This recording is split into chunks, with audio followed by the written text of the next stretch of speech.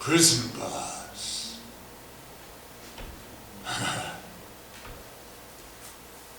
Well, there's lots of different kinds of prison, as you will hear. There was a time when the Fire Act became my prison, always having to do the same act every night. Can be liberating.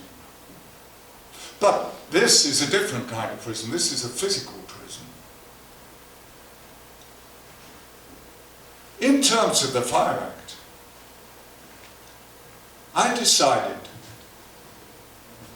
that I would give up the theatre that I was involved in, the ritual act, the sequence of numbers every night, playing the ones that people loved and liked. Yes, yes, yes. And at the moment that I was thinking about that, my drummer that I'd fired 2 years before for being totally impossible suddenly reappeared, even more impossible. And I thought, now's the time to get something real going. So we looked in the Times and we found a farmhouse, an 11-room farmhouse for £14 a week. This was 1970. And we decided we'd form a band. And I decided, well, I don't like all this formalized stuff, so let's do away with it. Let's just improvise all the music, all the words, all the chords. Yes, yes, yes. And let's do away with the costumes. In fact, why don't I perform naked? Yes, so I did. In England, that was very good. Played in the Marquee Club and only one girl fainted. And we got no trouble. However, the Puddletown Band, yes, Puddletown in Dorset. Puddletown, whose name was drawn from a French family called de Piddle, who came and bought up all the property down on one side of the river. And if you look on the old maps, you'll find that the locals became very incensed against these insurgents from France and built a huge encampment right opposite the main French one and called it Shitterton. And it's on the old maps, you can find it. They don't have it anymore because of EU, eh? Yeah, that's Puddletown. Anyway, after a while my English publishing royalties disappeared. I don't know what I'm wearing this one. And so that band was kind of disbanded. And I received an invitation to go and play at the Sicilian First Pop Festival, featuring Aretha Franklin, Duke Ellington, and various other people of international note. So it was quite a privilege to be asked to play there. I didn't have a band, so Pete Brown, who'd written all the lyrics for Cream, things like Sunshine of Your Love and White Room, yeah, that was it. He had a band called Piblocto, so I took the Piblocto band and came on, did the set, ended with Fire. I took the Fire helmet. Hey, they loved it. And we were in rapturous clappings and leaping around. And I thought, well, we have to do an encore. I'll top that by taking off all my clothes, as usual. Well, soon there were buns flying, boots flying, And there was, yes, a mixed response. And lots of cameramen at different angles taking shots. And so they stopped the festival, and the chief of police came up and said, "I'm sorry, I have to take you down to the station." So I was taken down to the station, and after a while he came and he said, "I'm sorry, you are to stay tonight." I said, "Yes, yes." And I said, "Okay." In the morning he said, "I'm sorry, you have to go to the maximum security prison, Quay. There I was taken and I was put in a cell with a rapist, a murderer and a forger.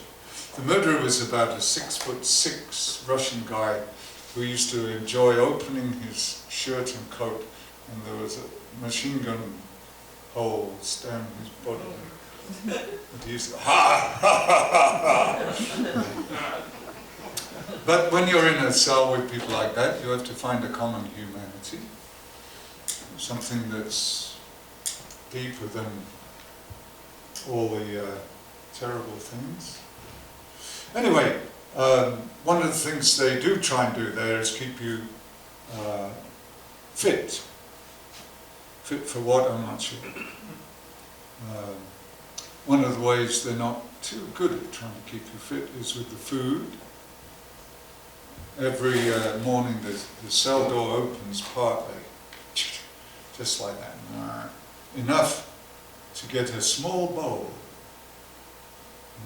hold it outside the door, and they come around with a big plastic trash bin and pour ravioli and various kinds of inedible stuff, and that's what you get to eat. The other way they try and keep you fit is you have to do exercise. So there's a marching yard with 14-foot walls, and at either end is towers, and at one end in between the towers is metal gates, which as we found out were hollow, and in each of the towers was a guard with machine guns. So one morning I was out there walking,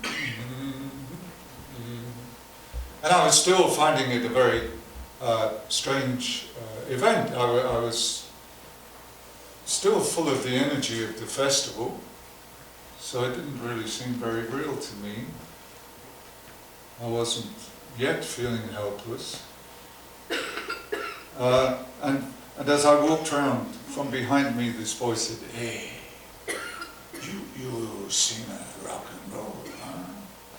I said, "Yes." And you don't look around and you don't indicate you're speaking, you try and make your mouth not move much, in case they think you're planning an insurrection. And so I walked a bit further and he said, "You don't understand. I'm telling you, you will sing now." And I just said, "No." Because I thought, well, if I sing, the guards are not going to be very pleased. Then I'll get into trouble and you won't. So no, I'm not going to sing. And then there were 5 or 6 voices from behind saying, "You will sing now." And it was then that I thought about later in the day, in the showers, and what might happen in there. And that seemed a lot worse than what might happen with the guards. So I started to sing, and what came out of me as I started was this.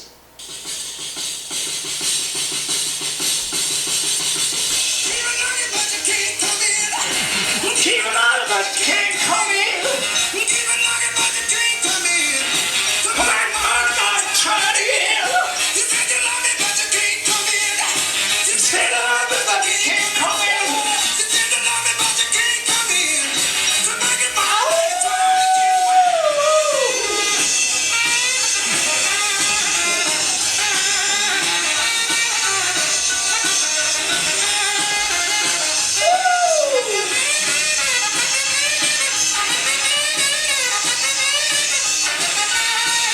Well, that proved to be a big mistake, because it soon became apparent that all the inmates knew the words. And they all started to sing and leap about and beat on each other and pick up whatever they could find. And soon they were pounding on what we saw were hollow metal gates. And it was like the drums from the Lord of the Rings, Sauron's Tower. Boom, boom. And so I, a long-nosed, shy boy from Whitby, had caused a prison riot in a maximum security jail.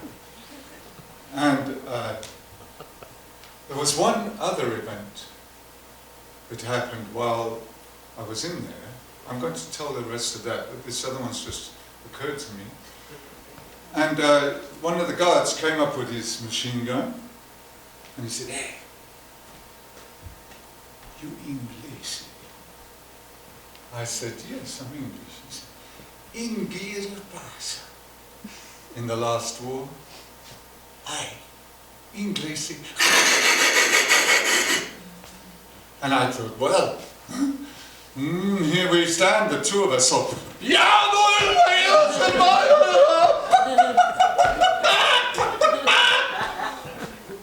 fortunately, the commandant of the prison was approaching at the time and got hold of the guard before he was able to fill me full of bullet holes. However, there we are. I'm taken away, put in solitary confinement, and eventually I have a trial. And on the day of the trial, I'm taken to the judge's chamber on the way into the court, and he is sitting there, rocking backwards. He's a man of about 85, smiling. And then he says, "Hey, Brown, yes?" I said, yes, Your Honor." "Yeah. Tell me, you're from England?" "Yes, Your Honor." They tell me that in England, when you have a trial, you put your hand on the Bible, you tell the truth, you swear it. The whole truth and nothing but the truth."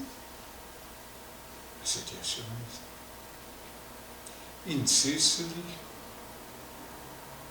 we are more realistic. You tell your story, he tells his story. Which is the better story?" It was at that moment that I realized that the defense I'd built up about Viking purification rituals was not going to hold. So I took a different tack, and I said, when we got to the trial itself, I said, "Your Honor, you know, this chief of police, with whom I'd become quite friends, has said that he saw me take off my black underwear. I was actually wearing blue underwear, and if at 6 feet he can't tell whether it's black or blue, he probably can't tell whether I've got them on at all or not." And the chief of police said, "In that the case, Your Honor, I must present these." And there were lots of photos of me bearing not only my heart to the public. And so I lost. And I didn't have a manager. I didn't have anybody really to help, as I could see. Except it turned out that I brought one boy over. And he was someone who had been brought up with the small faces on the streets of London and knew his way through the crooked things of life. So he took all the money that I'd earned in this festival, found the local mafia, which is quite easy, they're all over the place, and poured it on the table in front of them and said, "Arthur needs to get out of here." So the very next morning, I was in one office, I had stamps, I went to another office, I went to another office, about 8 offices.